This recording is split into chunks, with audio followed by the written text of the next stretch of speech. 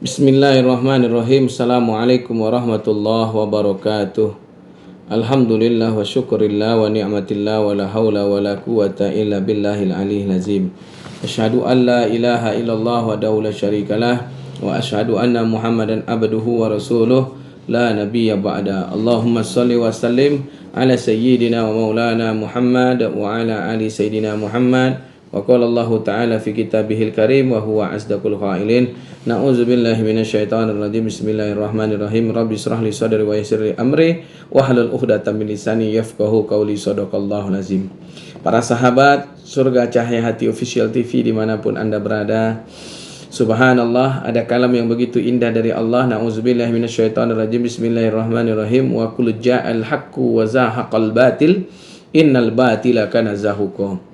Maka kata Allah Subhanahu wa taala, katakanlah yang benar adalah benar dan yang tidak benar itu adalah tidak benar. Katakanlah yang hak adalah yang hak, yang batil adalah batil.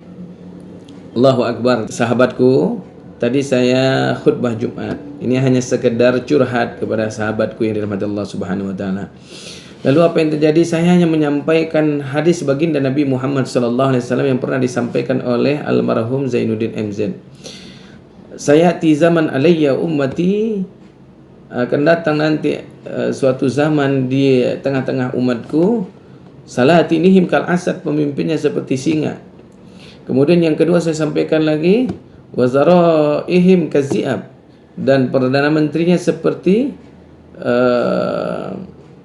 serigala. Dan kemudian saya katakan waqadaihim kal kalbun, dan para penegak hukumnya seperti anjing. Dan saya katakan mudah-mudahan zaman itu tidak datang di tanah air Indonesia. Lalu apa yang terjadi? Saya sampaikan kita berdoa, kita punya kekuatan. Senjata orang beriman itu adalah doa. Ad-du'a silahul mu'minin, senjata yang bisa menggetarkan arsy Allah. Senjata yang dipakai oleh Nabi Ibrahim alaihissalam ketika dia tercampakkan ke dalam api yang begitu panas dan membaraknya.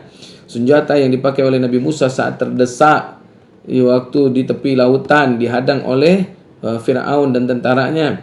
Senjata yang dipakai oleh Nabi Muhammad sallallahu alaihi wasallam ya, di saat perang Uhud, perang Khandaq dan segala macamnya.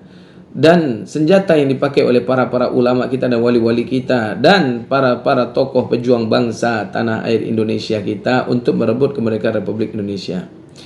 Ada yang aneh sahabat yang dirahmati Allah Subhanahu wa taala. Apa yang aneh? Selesai saya khutbah, selesai saya sholat sunat, saya dipegang dan kemudian saya ditarik. Apa yang terjadi sahabatku yang dirahmati Allah Subhanahu wa taala? Saya lihat maskernya ada tulisannya TNI. La ilaha illallah. Saya merasakan, saya dikata-katain, saya dinasihatin, dia menyatakan kurang senang, dan bahkan sampai dia ingin melaporkan saya. Saya bilang silakan Pak. Apa salah yang saya sampaikan tentang baginda Nabi Muhammad SAW? Di mana letak delik saya salah? Saya nyampaikan akan datang suatu zaman. Jadi perkataan Nabi itu bohong dong. Perkataan Nabi itu radikal dong. Kalau Bapak katakan saya radikal, kalau Bapak katakan saya nggak ada bahan yang lain. Enggak Pak, saya banyak bahan yang lain Pak. Saya katakan seperti itu. Cuman saya kebetulan lagi membaca dalil ini, lagi membaca hadis ini. Dan saya ingin menyampaikan apa adanya dan tidak ada maksud yang lain. Dan saya ujungkan, kalaulah nanti zaman itu akan datang dan engkau lihat dengan mata kepalamu sendiri, kau mendengar dan menyaksikan langsung, maka akan saya sampaikan, tubu ilallah bitaubatan nasuha. Segeralah engkau bertobat kepada Allah dengan taubat yang sesungguh-sungguhnya. Yang kedua, saya ajak jamaah untuk muhasabah diri. Apa yang kita lakukan dan kita berada di pihak yang mana?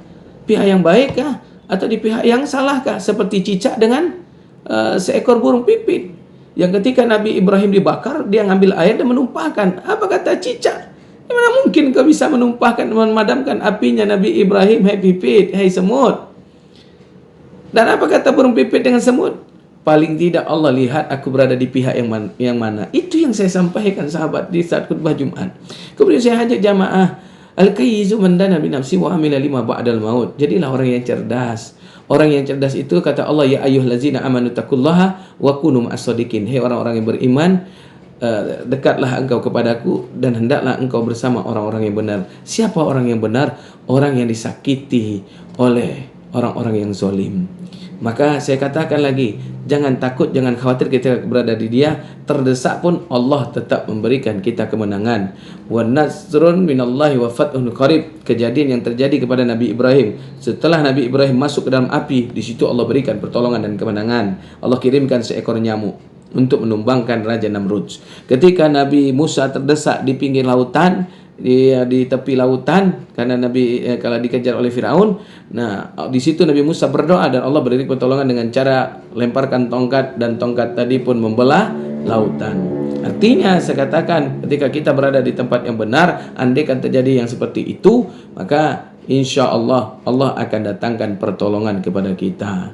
Dan lihat, banyak sudah kata, dan terakhir saya katakan, wa qul ja'al haqq wa zahaqal batil. Kita harus menyuarakan. Jangan sampai kalau kita diam, kalau kita bungkam, maka nanti orang-orang yang jahat merasa benar, dan akhirnya orang-orang yang benar jadi salah, dan akhirnya apa yang terjadi? Kita tidak lagi bisa membedakan mana kawan, mana lawan. Dan apa yang terjadi? Terjadi banyak orang-orang yang munafik akhirnya, karena dia berusaha mencari kebenaran. Dia tutup kezaliman dengan kebenaran. Cukup sudah belajar kita dari kisah-kisah. Seperti satu-satunya adalah Raja Mustafa Kemal Atatürk, yang matinya binasa, yang jasadnya mengeluarkan bau busuk yang sangat dahsyat walaupun sudah ditutup dengan keramik seberat 4,5 ton. Dan jasadnya ketika dimasukkan ke dalam tanah seperti ada per melenting ke atas bukit Angkara. Saya sampaikan seperti itu. Apa kata dia? Dia tidak bisa ngomong. Akhirnya dia marah. Lain kali tidak boleh khutbah seperti itu. Dan akhirnya mungkin jamaah tidak berani juga menyelamatkan saya. Jamaah hanya bisa lihat. Inilah yang terjadi sahabatku, ini rahmat Allah. Luar biasa. Berarti kita benar-benar sudah berada di ambang akhir zaman, sahabatku. Mulailah kita bersama orang-orang yang benar, sahabatku, ini rahmat Allah subhanahu wa ta'ala. Siapa mereka yang benar itu? Sahabat, orang-orang yang dibenci orang zalim. Orang-orang yang ketika memberikan nasihat, kemudian nasihatnya tidak diterima, kemudian ketika itu juga dia dipenjarakan. Allahu Akbar. Terima kasih sahabat, ini curhat saya. Selebihnya sahabatkulah yang bisa memikirkan, sahabatkulah yang bisa memberikan penilaian. Ada apa ini dengan aparat-aparat kita? Masya Allah, hanya menyampaikan dakwah, tidak boleh seperti itu. Ya Allah, ya Rahim, ya Rabbal Alamin. Kita minta sama Allah subhanahu wa ta'ala agar Allah berikan mereka hidayah. Allahumma aftah lana ababal quwwah wa siha wa salama wal barakah wa taufiq wal hidayah wal istiqamah birahmatika ya arhamar. Ya Allah, sehatkan jiwanya, lahir batin. Ya Allah, berikan taufik, inayah dan hidayah. Ya Allah, agar mereka ya Allah bisa membedakan mana yang hak, mana yang batil, mana yang benar, mana yang salah. Ya Allah, barakallahu lakum fi dunia wal akhirah. Semoga kita selalu diberkahkan dunia akhirat. Akhirul kalam sahabatku, assalamualaikum warahmatullahi wabarakatuh. Salam satu komando.